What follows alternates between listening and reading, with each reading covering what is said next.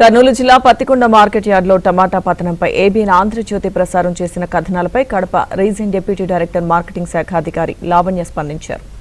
Market యార్డ్ను సందర్శించారు. రైతులను ఆదుకోవడానికి ప్రభుత్వం చర్యలు తీసుకుంటుంది అన్నారు.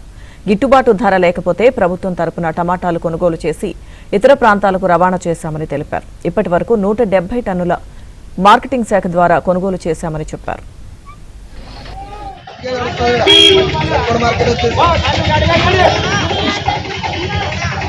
అదేవిధంగా గ్రేడింగ్ చేసుకొని వస్తే మంచి ధర పలికే అవకాశం ఉన్న రైతులందరికీ కూడా తెలియజేయడం జరిగింది. ముఖ్యంగా నిన్న పత్తికొండ మార్కెట్లో టమాటా ధర భారీగా పతనమయ్యి కేజీ 4 రూపాయలు పలకడంతో రైతులు టమాటా రోడ్ల మీద పారమోసి నిరసన వ్యక్తం చేయడం జరిగిందని చెప్పి తెలియజేశారు.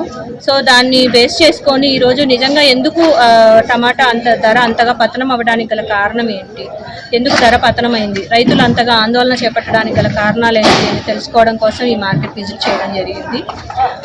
దసరా సందర్భంగా ఇక్కడ లోకల్గా 2 రోజులు సెలవు ప్రకటించడంతో తర్వాత వెంటనే మార్కెట్ ఓపెన్ అవ్వడంతో ఒక్కసారిగా భారీగా అరైవల్స్ రావటము, వర్షాల వల్ల క్వాలిటీ తగ్గిపోవడంతో ధర పతనమైనట్లుగా మనకి ఇక్కడ ట్రేడర్స్ తెలియజేస్తున్నారు.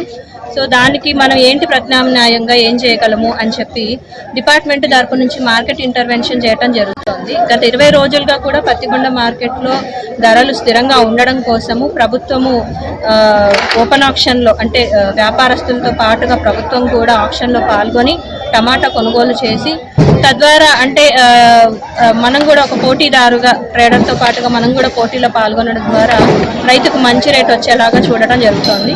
ఇక్కడ కొన్న టమాటాని మనము మన రాష్ట్రంలోని రైతు బజార్స్లో అమ్మటం జరుగుతుంది.